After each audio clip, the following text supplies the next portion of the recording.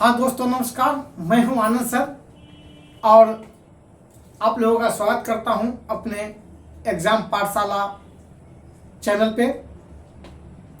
मैं देखता हूं कि आप सब चैनल तो देखते हैं लेकिन चैनल ज़्यादा आगे तक देख नहीं पाते हैं, जिसके कारण हमारे जो पढ़ाए गए तथ्य है उसको नहीं देख पाते हैं। आप देखिए, मैं वादा करता हूं कि अब देखेंगे तो पता चलेगा इसमें इतना अच्छा है कि आप जब देखना शुरू करेंगे 2-4-5 मिनट तब पता चलेगा नहीं है मेरा जिस चीज़ का मैं खोज कर रहा हूँ ना, बायोलॉजी का वही चैप्टर है, वही सर है जिसका मैं खोज कर रहा हूँ, और फिर आप मुझे पहचानना शुरू कर देंगे। ये मेरा वादा है। मैं एग्जाम नौकरी करने के बाद ही पढ़ाता हूँ, काफ़ी अच्छा पढ़ाता हूँ। दूसरी बात, मेरा ये जो बायोलॉजी है केवल कंपटीशन का नहीं, वैसे तो प्रॉपर कंपटीशन के लिए है, उसका एक भी क्वेश्चन नहीं छूटेगा, ये मेरा दावा है। लेकिन 9th क्लास के 10th क्लास के और 10+2 के जो बायोलॉजी या 10+1 11 12 का जो बायोलॉजी वाले स्टूडेंट है उन सब के लिए मेरा ये चैनल, ये जो मैं पढ़ा रहा हूँ सब के लिए पढ़ा रहा हूँ। आप पढ़िए, देखिए, पता चलेगा कितना अच्छा पढ़ाया है। नहीं तो फिर हमको कमेंट में कहिएगा सर आप तो गलत पढ़ा दिए। ठीक है, आप आइए। दूसरी बात, हम 250 पर चले गए हैं और आप लोगों के सहयोग से मुझे लगता है जल्दी मैं ग्रोथ करूंगा। और आप सबका सब्सक्राइब कीजिए ताकि हिम्मत बढ़े, सब्सक्राइब के साथ लाइक कर दीजिए और थोड़ा सा ग्रोथ करिए, क्योंकि मैं यहाँ से जाने वाला नहीं हूँ, मैं आप लोगों को पढ़ाने वाला हूँ, आपके बच्चे को पढ़ाने वाला हूँ। एक बात और, मेरा चैनल सिर्फ बच्चे का नहीं, बच्चे के बाप भी पढ़ सकते हैं, क्योंकि जो मैं पढ़ाता हूँ अपने शरीर के बारे में पढ़ाता हूँ, और शरीर तो भगवान सबका एक ही जैसा दिया है। कुछ बीमारियां हैं क्या, हम जो पढ़ाते इतना ज़्यादा अच्छा चीज पढ़ाएंगे सबको कि आधा जो बीमारी है उसका कंट्रोल तो खुद कर लेंगे आप, क्योंकि ये बायोलॉजी है, आपसे डाइट करेक्ट है। इसलिए बच्चे हो, बूढ़े हो, जवान हो, सब मेरा वीडियो देखिए। चलिए तो आइए, हम आपको कोशिका चैप्टर पढ़ा रहे थे बच्चों, और कोशिका चैप्टर में कोशिका झिल्ली पढ़ा दिया, कोशिका द्रव पढ़ा दिया और बहुत सारे ऑर्गेन्स पढ़ा दिए। लेकिन आज जो सबसे मेन चीज हम पढ़ाने जा रहे हैं उसका नाम है केंद्रक। देखिए, न्यूक्लियस। इस न्यूक्लियस को क्या कहते हैं? कोशिका का दिमाग कहते हैं, नियंत्रक, रिमोट कंट्रोल। जब तक ये नहीं कुछ बोलेगा ना, कोशिका कुछ नहीं करेगा, और जब कोशिका कुछ नहीं करेगा तो शरीर डेड, कुछ नहीं। ठीक, तो अब हम आगे पढ़ाते हैं इसको। सबसे पहले इसका काम क्या है? ये है कोशिका के कार्यों का नियमन करते हैं। कैसे? आरबीआई सारे बैंकों का मालिक होता है। आरबीआई क्या करते हैं? सारे बैंकों का नियमन करते हैं। बैंक का कार्य आरबीआई नहीं करते हैं। इसी प्रकार ये क्या करते हैं? कोशिकाओं का नियम बनाकर देता है और उसके अनुसार बैंक काम करता है। ठीक उसी प्रकार कोशिका इसके आदेश के बिना काम नहीं करेगा। तो दोस्तों, ये क्या करता है? केंद्रक कोशिका के कार्यों का नियंत्रण करता है। कोशिका के कार्यों का नियमन, देख लीजिए,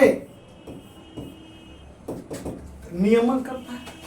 जब नियमन करता है तो क्या करता है? सूचना वहीं से आती है, तो क्या करता है? उसको नियमन के उसको बोलेंगे हम कोशिका का दिमाग, ब्रेन बोलेंगे। क्या बोलेंगे इसको? हाँ, केंद्रक को। देखिए, कोशिका का दिमाग क्या बोलेंगे? कोशिका का दिमाग। ठीक है, कोशिका का दिमाग बोलेंगे। अब क्या है दूसरी बात, इसमें क्या होता है?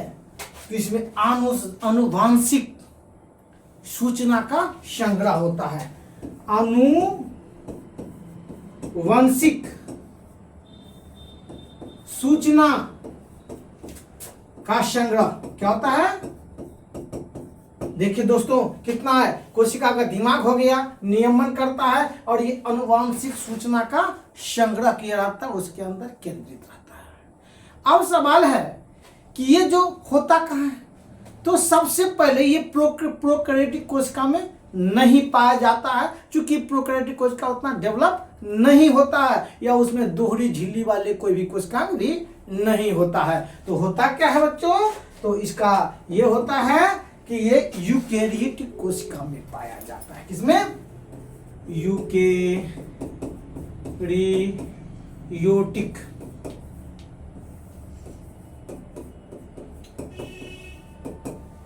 यूकेरियोटिक कोशिका में। अब सवाल यह है कि इसका खोज किसने किया भैया? खोज कोई किया होगा।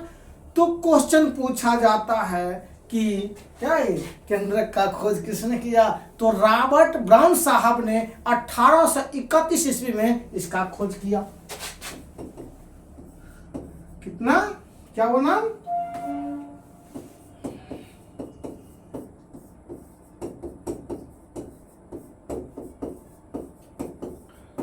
रॉबर्ट ब्राउन महोदय ने 1831 में इसका क्या किया? खोज किया। अब आगे आते हैं भाई कि अब इसकी संरचना कैसी होती है, किसका बना होता है, यानी हम इसको कार्य के दृष्टिकोण से, संरचना के दृष्टिकोण से कितने भाग में पढ़ सकते हैं। तो अब मैं आपको देखिए बता रहा हूं कि ये क्या है? केंद्रक। चलिए, ये है केंद्रक।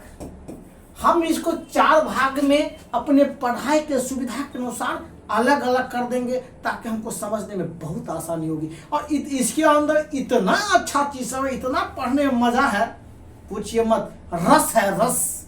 खाली एक एक चीज पढ़िए, पूरे शरीर के बारे में लगेगा कि मैं डॉक्टर हो गया हूं, मैं जानकार हो गया हूं, सारा चीज पता चल जाएगा। हम बोलते कैसे हैं, कहां से सूचना आता है, सारा चीज हम जानकारी हो जाएगी। तो चलिए अब थोड़ा सा हम देखिए। चलिए, एक क्या हो गया? सबसे पहले हम बोलेंगे जिस प्रकार कोशिका झिल्ली होता था ना, उसी प्रकार केंद्रक झिल्ली की बात कर लेते हैं हम।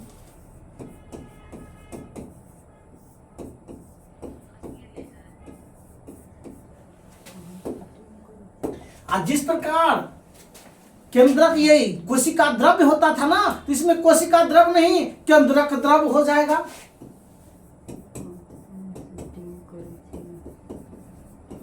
कितना अच्छा है। इसको केंद्रक द्रव्य को हम न्यूक्लियोप्लाज्म बोलेंगे।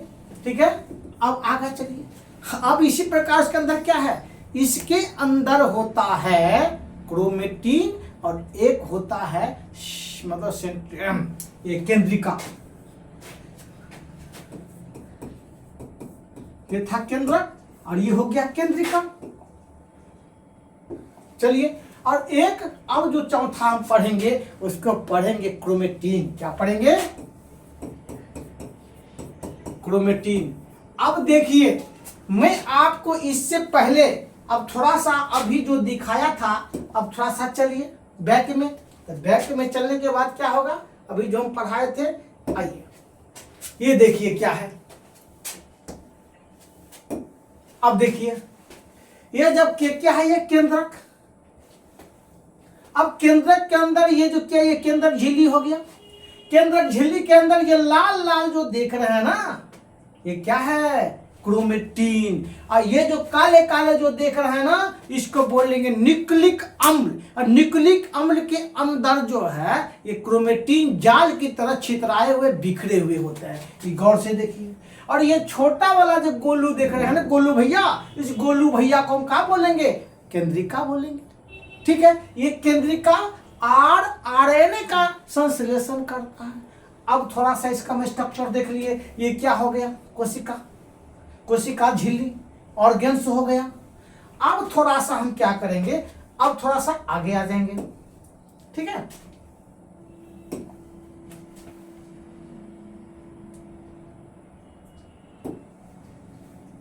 देखिए।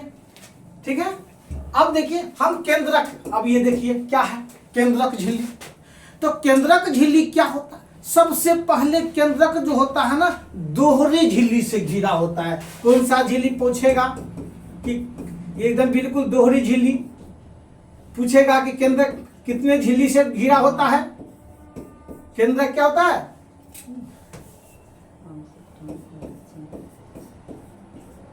दोहरी झिल्ली। ठीक है, दूसरी बात, ये बना किसका होता, हम ये भी बताएंगे। तो एक होता है लाइपोप्रोटीन। लाइपोप्रोटीन,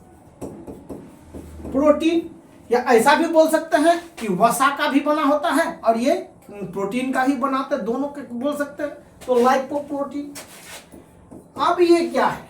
ये जो केंद्रिका होता है ना, केंद्रिका के चारों ओर जो होता है ना, ये छोटे छोटे पोर की तरह खुला होता है।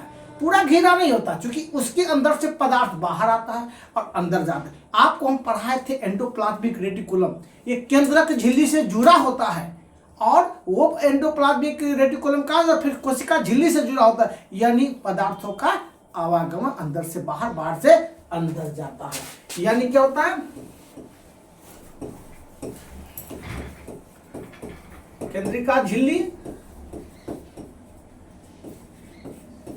क्या होता है, उसमें पोर होता है, में छिद्र होता है। क्या होता है, छिद्र होता है। ठीक है, ठीक है। अब देखिए, अब यह है क्या आ गया, हम केंद्रक द्रव्य। अब केंद्रक द्रव्य में क्या होता है, तो केंद्रक द्रव्य में न्यूक्लिक अम्ल होता है। क्या होता है,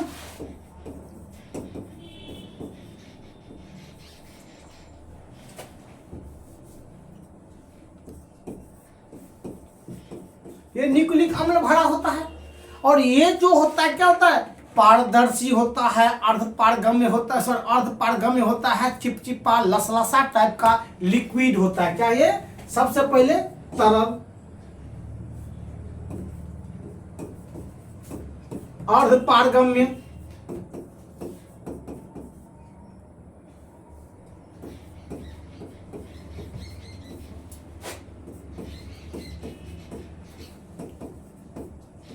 चिपचिपा, ये सारे चीज हो गए।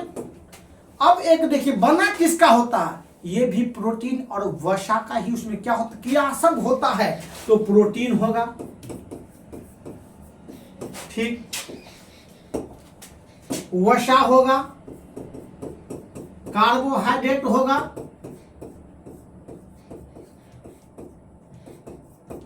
ठीक है। इस प्रकार बहुत सारे, या ये भी कह सकते हैं प्रोटीन होगा, प्रोटीन तो है ही, और बहुत सारे चीज, विटामिन वगैरह बहुत सारे चीज होता है।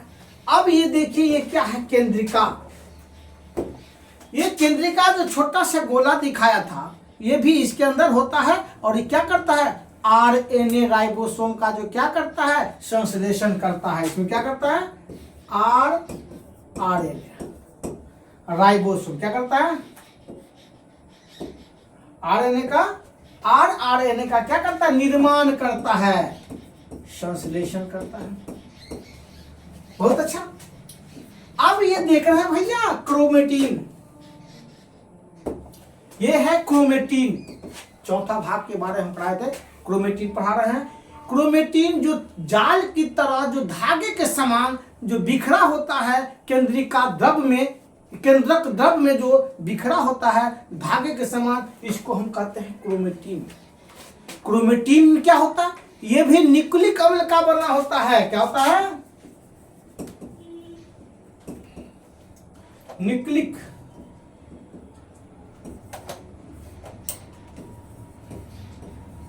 क्या होता है, न्यूक्लिक अम्ल का बना होता है, लेकिन इसमें डीएनए और आरएनए होता है। क्या होता है, ये किस, क्या होता है, डीएनए। देखो बाबू, डीएनए, और जब यही बड़ा हो जाएगा तो क्या बन जाएगा, क्रोमोसोम। ठीक है, ये बना किसका होता है, रचना माने किसका बना होता है, तो ये बना होता है हिस्टोन प्रोटीन का और डीएनए का। किसका, डीएनए साथ ही हिस्टोन प्रोटीन।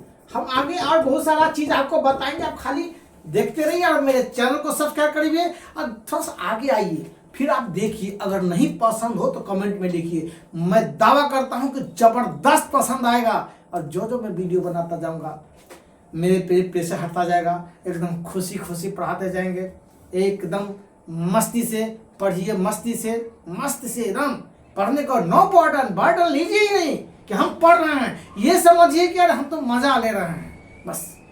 और जब मजा जिस दिन से लेकर के पढ़ना शुरू कर देंगे ना, तो फिर जो भी क्वेश्चन आएगा आपको मजे वजे में, क्या बोला जाता है, मस्त रहो मस्ती में आग लगे बस्ती में बोला जाता था, वही आप एकदम मस्त रहेंगे, क्वेश्चन धड़ाधड़ बना देंगे। चलिए, तो अब आगे आते हैं, केंद्रक हो गया। अब हम केंद्रक की जब बात करते हैं, तब थोड़ा सा आगे आने के बाद हम देखते हैं कि क्रोमेटिन की बढ़ा दिया। क्रोमेटिन में एक चीज होता है न्यूक्लिक अम्ल। क्या होता है? देखो दोस्तों, न्यूक्लिक अम्ल बहुत महत्वपूर्ण चैप्टर है ये। अम्ल, न्यूक्लिक अम्ल। न्यूक्लिक अम्ल किसका बना होता है? तो न्यूक्लिक अम्ल क्या होता है? एक कार्बोहाइड्रेट अणु होता है। ये कार्बोहाइड्रेट अणु क्या होता है? बहुत जटिल भार वाले होते हैं। जटिल, बहुत अधिक भार वाले होते हैं, साथ ही साथ अधिक जटिल संरचना वाले होते हैं, और ये बहुलक बनाते हैं। और यही कार्बनिक जो अम्ल होता है ना, यही कार्बनिक अणु जो होता है, क्या बनता है? न्यूक्लिक अम्ल होता है। तो सबसे पहले न्यूक्लिक क्या होता है?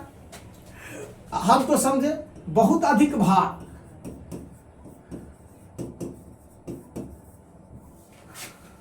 देखिए बहुत अधिक भार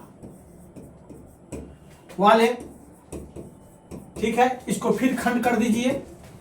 साथ ही अधिक जटिल संरचना वाले, बहुत अधिक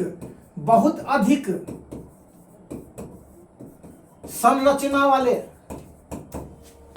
संरचना बहुत अधिक जटिल संरचना, क्या करेंगे? बहुत अधिक जटिल संरचना। देखिए दोस्तों, बहुत अधिक जटिल संरचना वाले ये अणुभार है। क्या है? ये कार्बनिक। क्या है ये? फिर क्या है? बहुलक हो जाता है। क्या हो गया? बहुलक। इसके बाद क्या हो गया? कार्बनिक अणु कर दीजिए। एकदम सीधे सीधे में तोड़ दीजिए ना उसको। जब तोड़ देंगे तो पता चलेगा। ऐसे कार्बनिक अणु जो अधिक भार वाले होते हैं, साथ ही साथ अधिक जटिल संरचना वाले होते हैं और बहुलक बनाते हैं। हम जब पढ़ाएंगे कार्बोहाइड्रेट के बारे में तो उसमें होगा एक मोनोसेक्राइड। जब कार्बोहाइड्रेट, तो कार्बोहाइड्रेट के प्रकार के होते हैं। अब ये है कि कार्बोहाइड्रेट जो है, जब एक तो होता है सरल मोनोसेक्राइड, अब बाद में अगर जाएंगे तो कई जुड़ करके बनाएंगे बहुलक। ठीक है, तो ये बहुलक ही है, कार्बनिक अणु का बहुलक, बहुत जटिल संरचना वाले होते हैं। अब क्या करते हैं ये? अब ये जो अणु होते हैं ना, इसमें भी देखिए, इसमें भी क्या है? ये जो न्यूक्लिक कई हजार, एक नहीं कई हजार अणुओं का एक श्रृंखला होता है। जैसे क्या होता है? यहाँ ऐसे बना दीजिए। ये कई हजार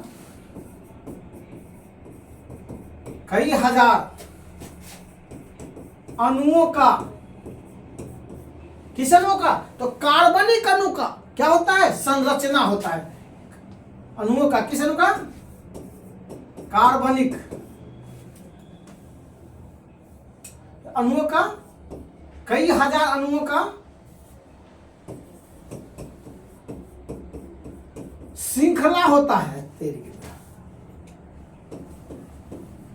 क्या होता है? श्रृंखला होता है। हाँ, लंबे चौड़े, देखिए कितना हो गया लंबा लंबा श्रृंखला। और ये जो श्रृंखला होता है ना, कई हजार अणुओं का या इकाइयों का, अणुओं का या इकाइयों का, इकाई का, क्या हजार अणुओं का या इकाई का जो श्रृंखला बना होता है ना, वही इकाई क्या कहता है? न्यूक्लियोटाइड्स। क्या कहता है? न्यूक्लियोटाइड्स।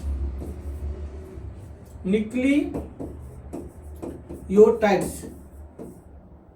देखिए ये न्यूक्लियोटाइड्स हम पढ़ा रहे हैं, बहुत ही महत्वपूर्ण। अब हम आ रहे हैं जो अनुवांशिक संकेत है, जो अनुवांशिक कोड है, उस पर हम पहुंच रहे हैं, इसीलिए ये बहुत ही महत्वपूर्ण है। देखिए ये क्या है? ये बहुत ही महत्वपूर्ण न्यूक्लियोटाइड्स है। तो न्यूक्लियोटाइड्स क्या है? तो हम कहेंगे कि कार्बनिक जो न्यूक्लिक अम्ल जो होता है, ये कई हजार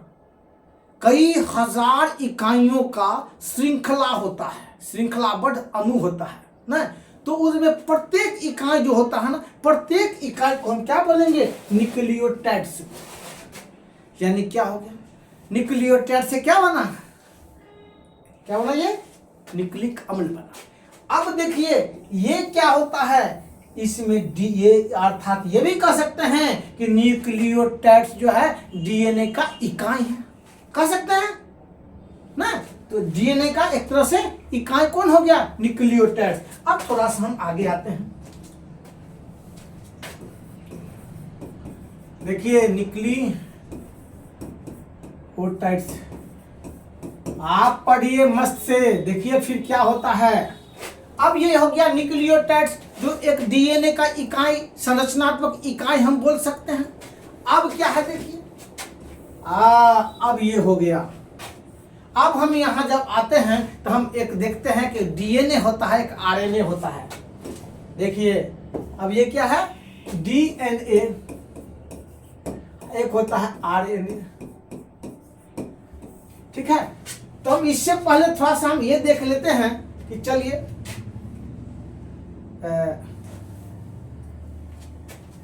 अब डीएनए का क्या फुल फॉर्म होगा, डी ऑक्सी और राइबोज,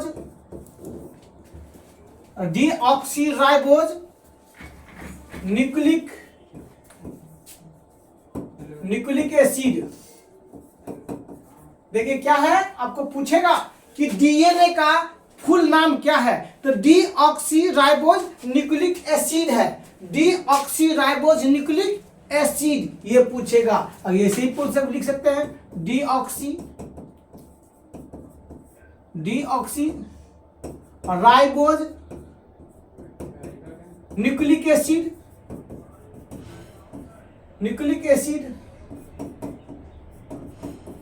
ठीक है।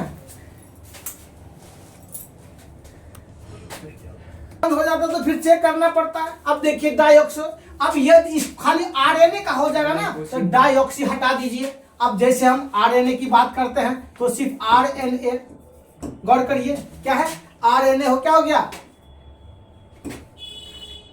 ऑक्सी राइबोज क्या, ऑक्सी राइबोज न्यूक्लिक एसिड। ये बहुत महत्वपूर्ण चीज है, आपको ये याद करना पड़ेगा। यानी इसको अगर ऐसे लिखेंगे तो ऑक्सी राइबोज, ठीक है, न्यूक्लिक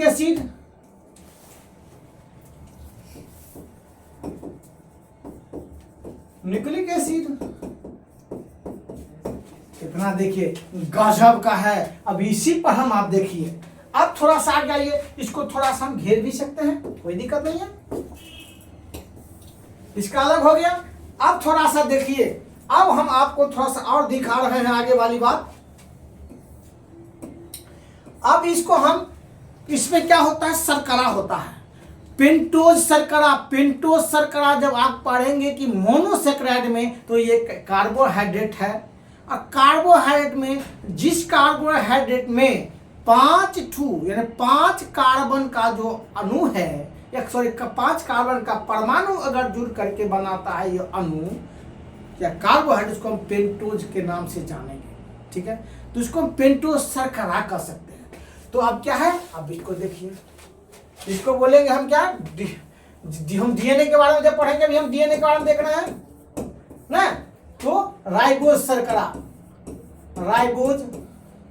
शर्करा या डी राइबोज शर्करा, डी ऑक्सी। अगर हम डीएनए के बारे में पढ़ेंगे तो कहेंगे डी ऑक्सी और ribose, D oxy ribose.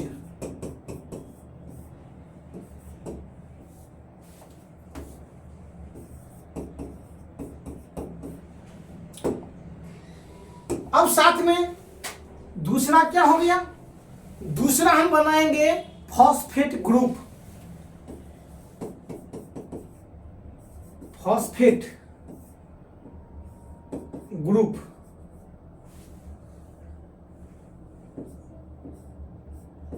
Group का अणु बोल सकते हैं।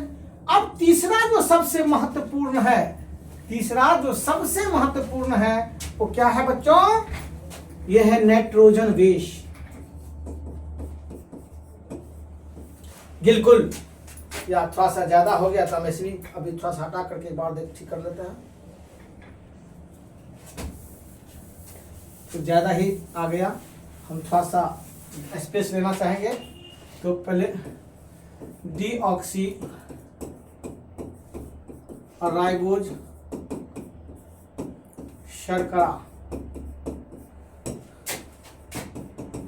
फॉस्फेट ग्रुप, ठीक है। अब तीसरा हो गया नाइट्रोजन बेस। अब हम बहुत महत्वपूर्ण जगह पे आ रहे हैं। देखिए आपको हम बताए थे ये डीएनए के और नाइट्रोजन के बारे में, ये डीएनए के बारे में। अब थोड़ा सा डीएनए का एक हल्का हम थोड़ा सा खींच लेते हैं, डायग्राम थोड़ा सा बना देते हैं। तो देखिए ये हो गया डीएनए।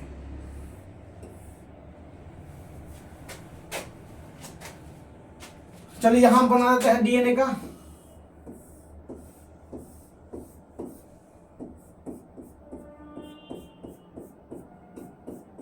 ठीक है। अब ये डीएनए में ये देखिए, ये जो है डीऑक्सीराइबोज जो शर्करा होता है, पेंटोस शर्करा जो होता है, इसका बॉडी का निर्माण करता है। ये जो इसको क्या कहेंगे, बॉडी, यानी कि उसका बेस का निर्माण करेगा। इसको क्या कहेंगे, इसको ये क्या होता है, ये स्ट्रक्चर का निर्माण करता है डीऑक्सीराइबोज, नहीं ऑक्सीराइबोज या राइबोज शर्करा बोल दीजिए, ठीक है। और साथ ही साथ यही होता है, इसमें दोनों चीज कर सकते हैं। और ये फास्फेट ग्रुप का अणु जो होता है, फास्फेट ग्रुप, ये जो क्या करता है, ये दोनों उसका स्ट्रक्चर का, जैसे हमारे शरीर में हड्डियां होती है, संरचना स्ट्रक्चर बनाता है, किसका होता है, फास्फेट का होता है, उसमें कैल्शियम फास्फेट होता है ना। तो उसी प्रकार ये इसका मजबूती से बना दिया। और ये जो सीढ़ी का जैसा जो संरचना होती है ना, ये संरचना क्या होती है, ये संरचना को बोलते हैं हम बेस, नाइट्रोजन बेस। क्या ये, नाइट्रोजन बेस। अब नाइट्रोजन बेस में क्या होता है, थोड़ा सा हम आगे देखेंगे। इतना क्या, ये डीएनए, क्या ये डीएनए का संरचना। और एक बात और, ये डीएनए का जो संरचना है ना, उसको हम क्या बोलेंगे, डबल हेलिक्स संरचना। क्या बोलेंगे हम, डबल हेलिक्स संरचना। गौर कर लीजिए, डबल है, डीएनए है ये, डबल हेलिक्स। हमको तो यहाँ जगह बचेगा कि नहीं बचेगा, लेकिन कोई बात नहीं, हम नाइट्रोजन का यहाँ भी लेके जा सकते हैं, ठीक है। तो ये जो है इसको हम बोलेंगे डबल हेलिक्स संरचना। क्या होता है, डबल हेलिक्स संरचना। इसको हिंदी में बोलेंगे द्विकुंडली संरचना। इसका खोज किसने किया था, वाटसन और क्रिक ने। क्या किया था, वाटसन और क्रिक ने, क्रिक ना। इसको बोलते हैं कि डीएनए का संरचना का खोज किसने किया, तो वाटसन और क्रिक ने। और ये संरचना है कैसा, तो द्विकुंडली। देख रहे हैं कितना सीढ़ी की तरह है ना, ये सीढ़ी वाला ये जो स्ट्रक्चर बना है, स्ट्रक्चर डीऑक्सीराइबोज का होता है, साथ ही फास्फेट ग्रुप का होता है। और नाइट्रोजन बेस क्या करता है, ये सीढ़ी की तरह जो बना रहा है ना, ये है क्या, बेस। इसी बेस में जो है ना, ये अनुवांशिक गुण, ये लक्षण जो है ना, ये छुपा होता है। ये बेस में, ये बेस जो होता है बेस में, और बेस किसका बना होता है, ये अभी देखिए, मैं आपको अभी तुरंत बता रहा हूं। एक हो गया नाइट्रोजन बेस, 4 प्रकार के होते हैं, इसको बेस लिखिए। क्या ये, base, nitrogen base. Nitrogen base में क्या होता है, ये तो बेस हो गया, ये फास्फेट हो गया। उसमें 3 प्रकार से 4 प्रकार का जो है, ये सबसे पहले प्यूरिन, और प्यूरिन पिराडिमिनिन होता है, लेकिन हम उसके ऊपर अंदर नहीं जाएंगे। हम सीधे ये देखेंगे कि 4 प्रकार का जो उसमें 4 होता है, बेस में 4 अणु होता है। ये एक पहले देखेंगे हम, सबसे पहले देखेंगे क्या, तो एडेनिन, थायमिन,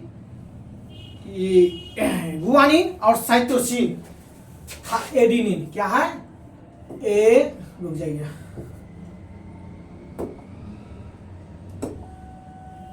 देखिए एडेनिन,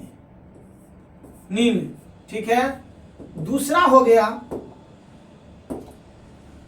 थायमिन,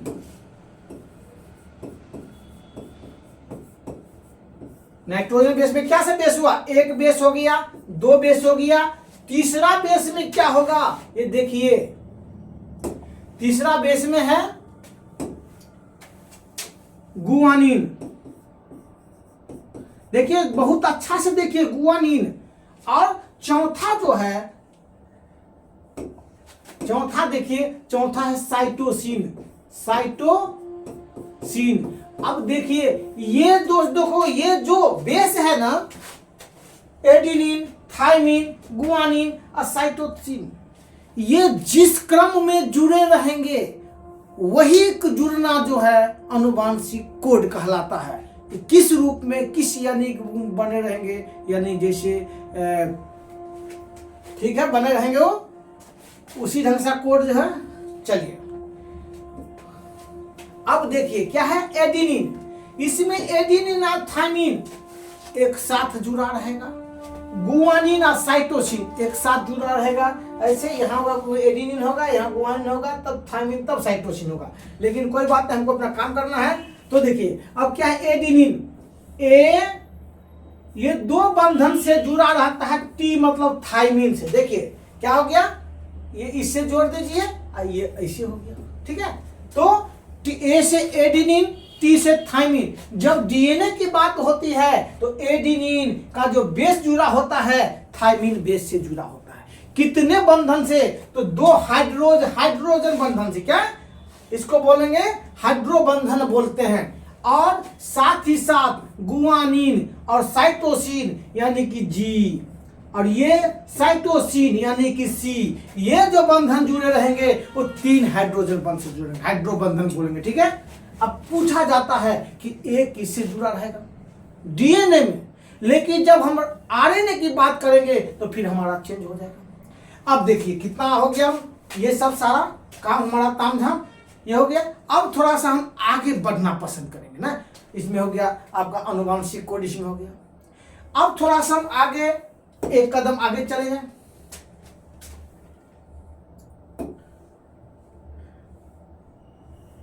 ठीक है, पहले उसको लिखे नहीं आप सब, तो हम थोड़ा सा लिखने का, इसको थोड़ा लिख लीजिए। देखिए लिख लीजिए आप, या स्क्रीनशॉट ले लीजिए। चलिए अब थोड़ा सा हम आगे चलते हैं। अब देखिए इसी का हो गया आरएनए। हम आपको अभी भी बताए थे, आरएनए के बारे में बता दिए, डीएनए का बहुत सारा चीज हम बताए थे। लेकिन इसका भी बेस होता है और इसका भी कुछ काम होता है। सबसे पहले इसका बेस क्या करेंगे, आरएनए का नाइट्रोजन बेस करिए। अब देखेंगे इसका क्या होता है, सारे बेस उसका वही होता है, डीऑक्सीराइबोज। बिल्कुल, सॉरी डीऑक्सीराइबोज में नहीं, ऑक्सीराइबोज होता है। चलिए उसका हम नाइट्रोजन बेस की बात करते हैं। ठीक है, इसका क्या है, ऑक्सीराइबोज, तो राइबोज, इसका सीधे राइबोज शर्करा होगा। और उसमें क्या था, डीऑक्सीराइबोज शर्करा था। और इसका फिर क्या होगा, इसमें हम जब आते हैं तो फॉस्फेट ग्रुप, और साथ ही साथ ये क्या है, फिर से आ जाएगा नाइट्रोजन।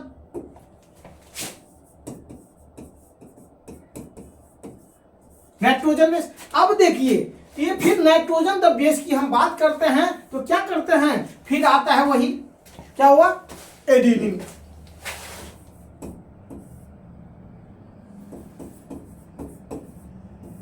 एडिनिन दूसरा क्या हो गया, यहीं पे बहुत बड़ी बात है। हम थाइमिन की बात कर रहे थे, लेकिन इस बार हम थाइमिन की बात नहीं करेंगे।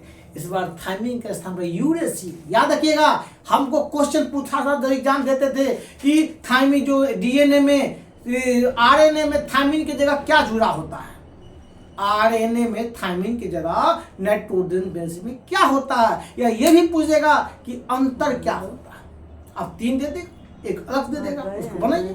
तो क्या है, तो इसको थाइमिन की जगह हम क्या करेंगे, यूरेसिल। याद रखिएगा दोस्तों, यूरेसिल। गौर करिए, ये बहुत महत्वपूर्ण चीज है, इसलिए मैं आपको एक बार इसको ऐसे लगा देता हूं। ठीक है, चलिए अब ये क्या है, ठीक वो इस प्रकार गुआनिन, क्या ये गुआनिन, और क्या ये साइटोसिन, बिल्कुल ऐसे ही है। अब देखिए, अब आगे की बात करते हैं। फिर इसके साथ ये जुड़ा होता है, इसके साथ ये जुड़ा होता है, ये 2 बंधन से जुड़ा होता है। ये कितना, 3 हाइड्रोबन से जुड़ा होता है। देखिए 2 से जुड़ा हो गया, ये 3, यानी कि यहाँ पे 2 हाइड्रोबन, यहाँ 3 हाइड्रोजन। लेकिन बात यही है कि ये यूरेसिल, इसको क्या कहेंगे? सील नहीं कहेंगे, सील कहेंगे, यूरेसिल। आप इसको देख लीजिए, उसको लिख लीजिए, बिल्कुल यूरेसिल लिख लीजिए। अब क्या है, आरएनए का काम क्या है? बनना तो हम समझ गए, बिल्कुल समझ गए, उसमें भी प्रोटीन होता है। बन गया। अब आगे देखिए, अब थोड़ा सा हम आगे चलेंगे।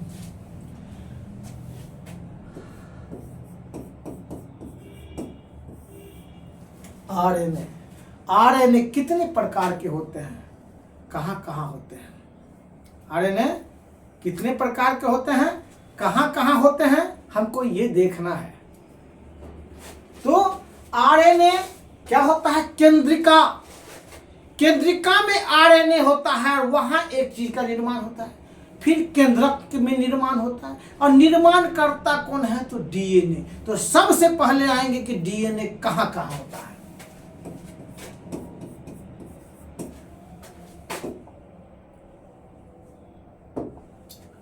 डीएनए भी कहां कहां होता है? तो चलिए हम डीएनए का थोड़ा सा हम देख लेते हैं, इसका भी। तो डीएनए सबसे पहले माइटोकॉन्ड्रिया, देखो दोस्तों, माइटोकॉन्ड्रिया बढ़िया से पढ़ लो, माइटोकॉन्ड्रिया। दूसरा एक और है, लवक के बारे में हम पढ़ाए थे, लवक में भी होता है, लवक में, ठीक है। और तीसरा होता है, कहां होता है? केंद्रक में।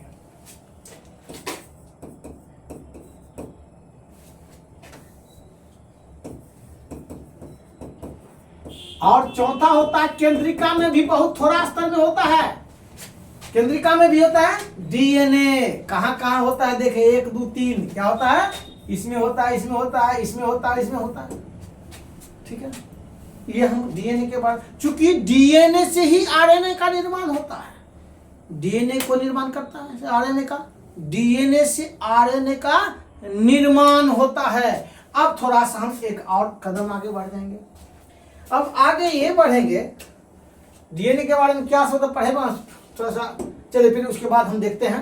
पहले आरएनए क्या प्रकार का होता है, या इससे पहले हम थोड़ा आ ही जाते हैं इसमें। देख, एक होता है वायरस, क्या होता है? Virus, virus. अब वायरस में सबसे पहले वायरस के बारे में बात करते हैं, तो वायरस कोशिका में जिंदा रहता है, लेकिन जब ये ही अपना परजीवी से हट जाता है, या किसी के कोशिका, किसी के परजीवी, किसी और के कोशिका, जीव के कोशिका से हट जाता है, तो क्या होता है? मृत प्राय हो जाता है। क्या हो जाता है? मृत हो जाता है, या निष्क्रिय हो जाता है, निष्क्रिय, क्रिया निष्क्रिय हो जाता है। कौन?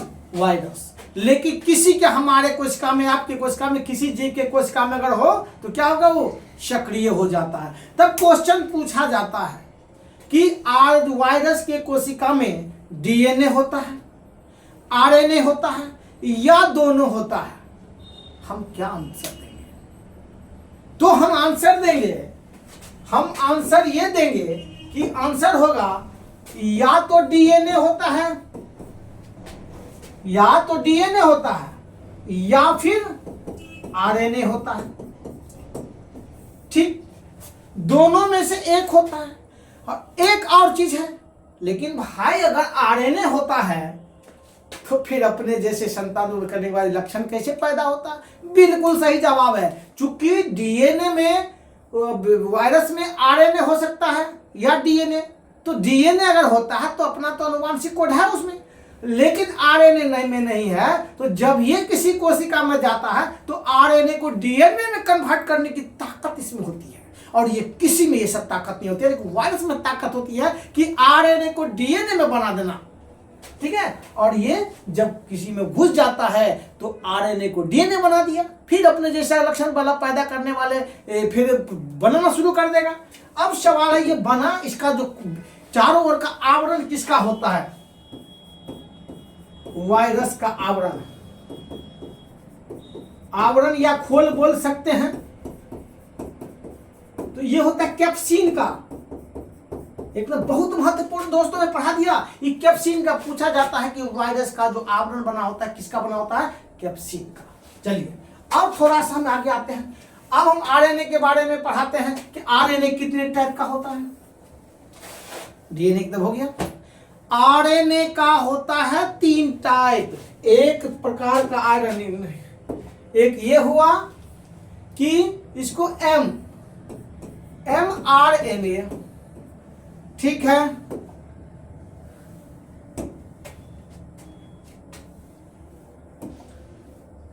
दूसरा हो गया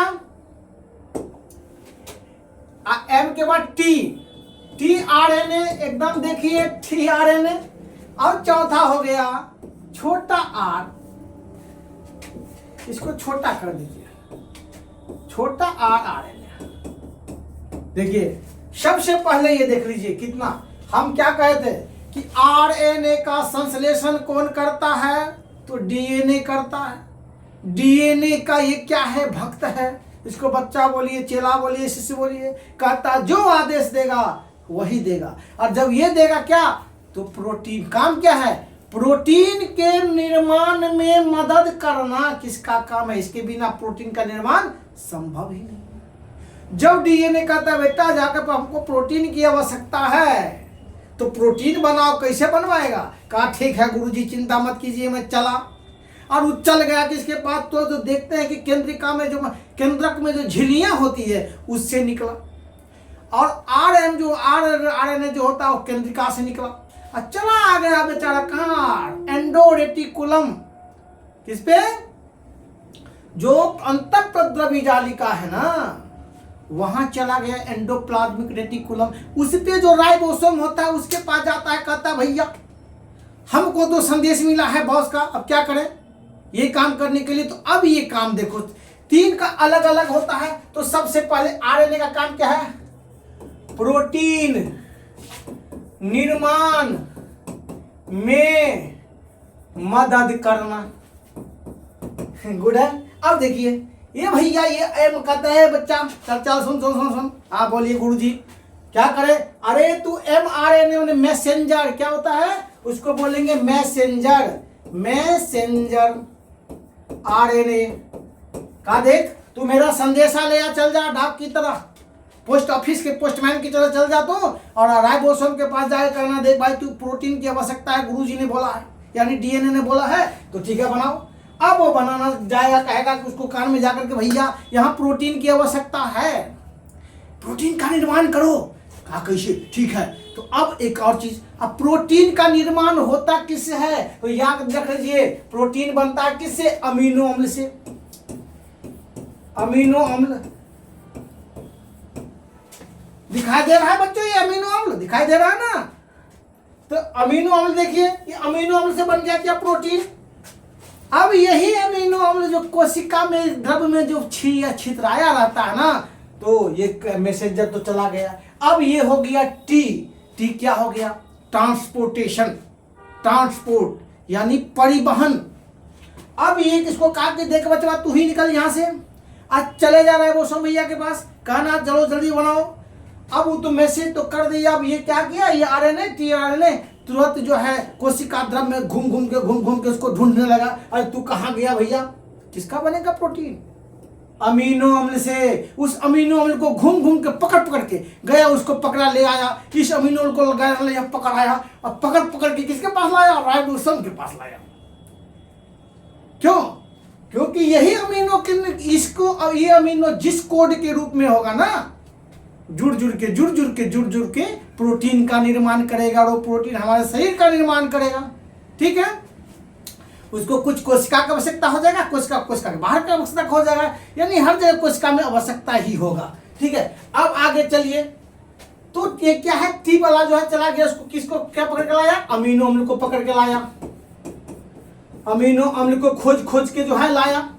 अब ये जो आर मतलब उसको बोलेंगे राइबोसोमल, क्या बोलेंगे, राइबोसोमल आरएनए, एक बार याद रख लीजिएगा, आरएनए यानी आरएनए हो गया राइबोसोमल आरएनए।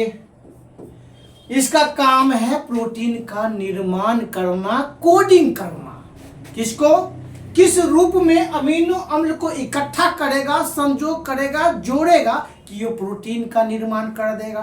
तो ठीक है, देखिए अब वो गया, डीएनए कहा जाओ जल्दी 3-4 बनाओ, चला गया राइबोसोम पर और ये उसको जोड़ना शुरू किया। किसको? एमिनो अम्ल का जो टीआरएनए लाया था, अब जोड़ जोड़ के क्या कर दिया? प्रोटीन बना दिया। कितना अच्छा है देखिए। इसलिए ढंग से पढ़िए आरएनए क्या है। आरएनए का सब बता दिए हैं। अब अमीनो अम्ल का जो वायरस के बारे में मैं बता दिया आपको। अब थोड़ा सा अब आगे हम बताएंगे। अब हम देखते हैं क्रोमोसोम के बारे में पढ़े थे। यह है क्रोमोसोम, ठीक है। अंग्रेजी में भी जाइएगा तो ऐसे होगा क्रोमोसोम।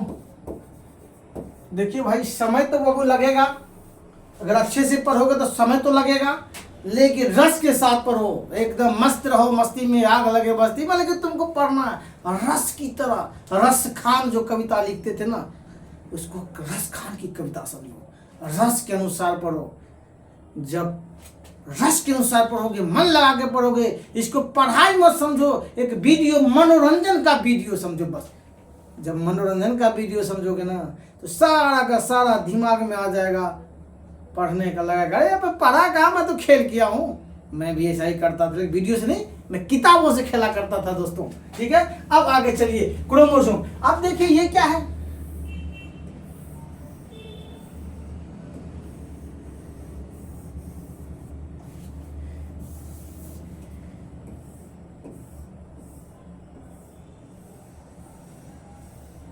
ये क्या है? इसको हम कहेंगे क्रोमोसोम। ये आज देखिए दोस्तों, बउआ बच्चों, ये है क्रोमोसोम। ये दो पंख, ठीक है।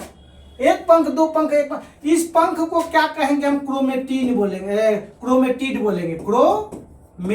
क्रोमेटिड बहुत अच्छी चीज है ये, पहले देखो इसको। ये जो देखो यहाँ थोड़ा सा रंग दिए, यहाँ रंग दिए, ये छिपाटी हो गया इसका ना किनारा। इस किनारा को हम बोलेंगे टेलोमियर।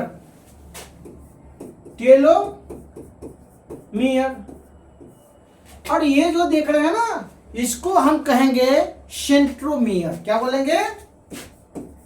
सेंट्रो मतलब बीच वाला मियर। इसको हम बॉडी भी बोल सकते हैं। इसको क्या बोल सकते हैं? बॉडी भी बोल सकते हैं। अब देखिए ये जो पंख वाले सामान है, ये क्या कहेंगे? क्रोमेटिड बोलेंगे। ये सेंट्रोमियर हो गया। और ये जो है, ये तो बोल दिए जब कोशिका विभाजन होती है ना, तो ये क्या होता है? ये इसी सेंट्रोमियर को पकड़ करके जो है ऐसे सेंट्रोमियर, हाँ सेंट्रोमियर, तो इसी सेंट्रियोल से जो फाइबर निकलता है ना, स्पिंडल फाइबर, कोशिका विभाजन के समय, तो इसी को पकड़ के लेकर चला जाता है। इसमें अपना घुसा दिया ऐसे करके, इसको आप पकड़ के चले आओ, तो अपना ध्रुव की तरफ चलाए, यानी ये ध्रुव का निर्माण कर देता है, दो ध्रुव का ना, ठीक है। अब आगे देखिए, ध्रुव की ओर चला जाता है। अब ये है बॉडी हो गया।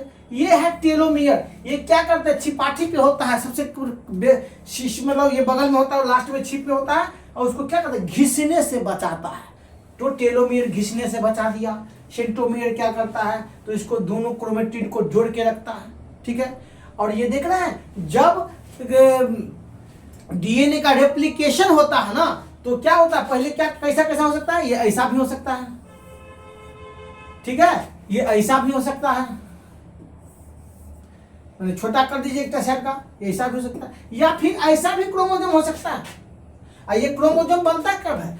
यही क्रोमेटिड जो है, जब कोशिका विभाजन का समय होता है, उस समय क्या होता है? जब धीरे धीरे संगठित और संघनित हो जाता है, और वहां क्या होता है? छोटा और मोटा बन जाता है। और कोशिका विभाजन के समय स्पष्ट रूप से केंद्रक के अंदर क्रोम, ये जो घना हुआ दिखाई देता है, उसी को क्रोमोसोम कहेंगे। और उस टाइम वो दिखना शुरू होता है। वाल्डेयर ने नामकरण किया था। अब कहेंगे वाल्डेयर साहब, कभी कभी पूछ देता है वाल्डेयर, नहीं, वाल्डेयर साहब इसका नामकरण किया था, या ये बोल सकते हैं खोज किया था। बिल्कुल इसी प्रकार अगर हम बात करेंगे न्यूक्लिक अम्ल, न्यूक्लिक अम्ल का खोज किसने किया था? मिसर ने किया था। न्यूक्लिक अम्ल, देखिए मीशर, फ्रेडरिक मीशर होता है तो खाली हम मीशर बोल देंगे। फ्रेडरिक मीशर क्या होता है? फ्रेडरिक मीशर, तो खाली हम मीशर भी बोल देंगे ना, तो चल जाएगा। अब आगे देखिए, अब इतना कंप्लीट हो गया। अब सवाल ये है कि काम क्या है? बिल्कुल काम क्या है?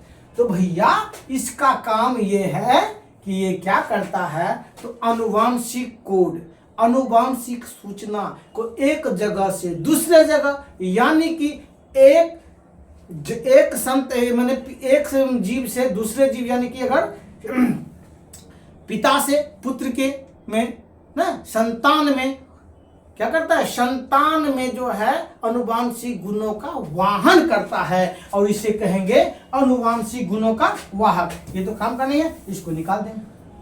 ये किसको क्या बोलेंगे हम? अनुवांशिक गुणों का वाहक, अनुवांशिक गुणों का वहन करता है। नहीं, क्या करता है? अनुवांशिक गुणों का वहन करता है, मतलब इसका कार्य हो गया। नहीं, कार्य हो गया। आप देखिए पेच यहां है। अब ये बना किसका है, ये भी तो पूछेंगे, बिल्कुल पूछेंगे। तो वही न्यूक्लिक अम्ल का बना होता है, न्यूक्लिक अम्ल और डीएनए का बना होता है। तो इसका निर्माण,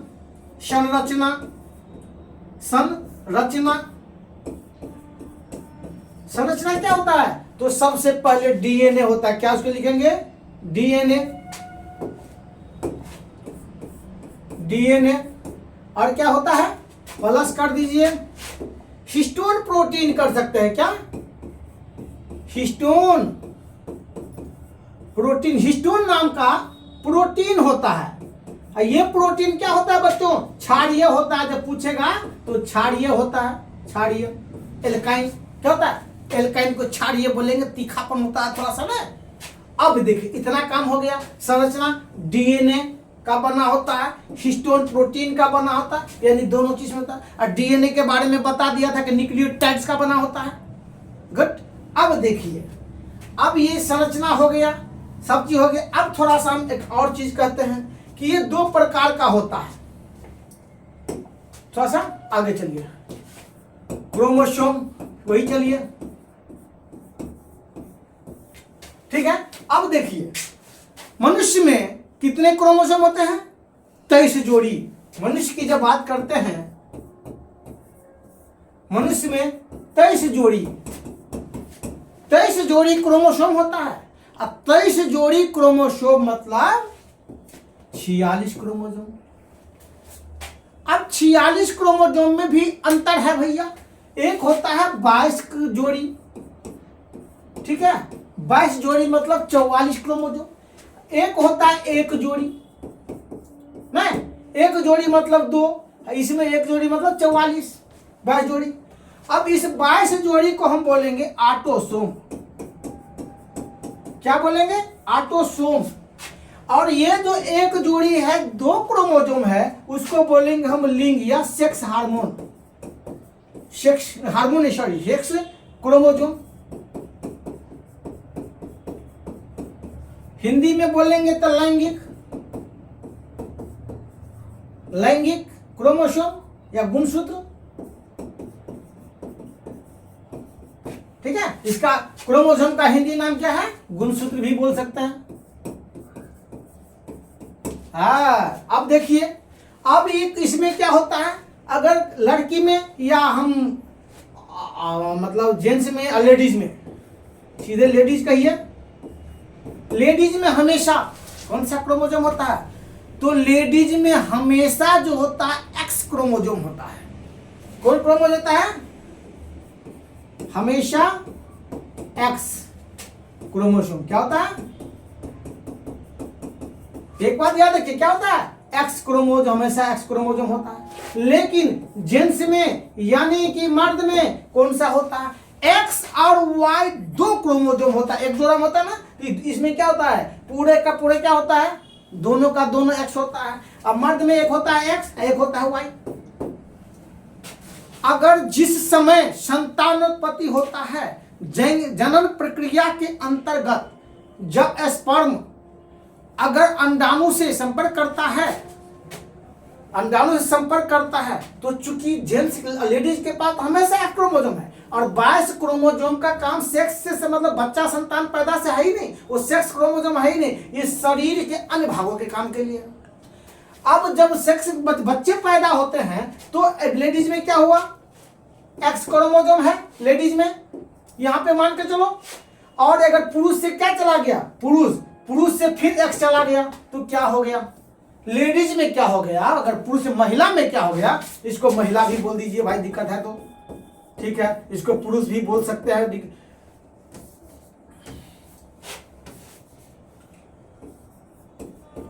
पुरुष, ठीक है, पुरुष में क्या है, महिला में तो पहले से एक्स है, हमने एक्स क्रोमोसोम दे दिया, तो क्या हो गया, सीधा सीधा लड़की पैदा होगा। लेकिन अगर जेंट्स में जो वाई क्रोमोसोम अगर होगा और महिला के पास एक एक्स क्रोमोसोम है और एक वाई क्रोमोसोम चला गया, तो क्या होगा, ये एक्स वाई क्रोमोसोम हो गया, लड़का पैदा करेगा और इससे क्या होगा, लड़की पैदा होगा।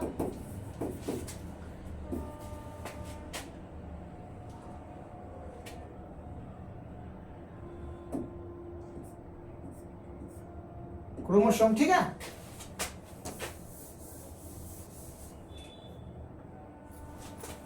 एक्स एक्स एक्स लड़की, एक्स वाई लड़का। तो अब बताइए कि जिम्मेवार कौन है, अगर लड़की पैदा होता है तो जिम्मेवार कौन हुआ, पुरुष हुआ, लड़का पैदा होता है तो जिम्मेवार कौन हुआ, पुरुष हुआ। चूंकि लड़का में ही, पुरुष में ही ये क्षमता होती है कि लड़का और लड़की यानी लिंग निर्धारण की क्षमता या जिम्मेवारी भगवान किसको दिया, पुरुष को। महिला को संतान में क्या लिंग निर्धारण करने की क्षमता नहीं दिया है। एक बात हम सब गंजा से सुन लें, आप इसको लिखिए। लेकिन हमारे यहाँ घरेलू हिंसा होती है, शादी करके आया, बच्चे पैदा हुआ, 10 ठो लड़की हो गया, अब लड़के लेडीज को मारना शुरू कर दिया। नहीं, अपने पे ध्यान दो, क्योंकि ये क्षमता तो क्यों, अगर हम पढ़ेंगे तब ना जानेंगे क्या है। अगर आज हम जान रहे हैं तो समझ रहे हैं कि जिम्मेवारी हमारी है, लेडीज की नहीं है, तो पाल दिया बच्चा वही बहुत ज्यादा है। चलिए, अब बहुत अच्छा तरह से हमने, जहां तक मुझे आ रहा था हमने आपको पढ़ाया, और मैं उम्मीद करता हूं कि जब इसको आप बढ़िया से वीडियो देखेंगे तो बहुत बढ़िया लगेगा। और आगे मेरे चैनल को सब्सक्राइब करिएगा, हमको आगे बढ़ाइए। अब इतना देर तो सुनिएगा कि नहीं क्या पता, अगर सुनते हैं तो ज़रूर सब्सक्राइब कीजिए, मैं आपके साथ हूँ। ठीक, धन्यवाद।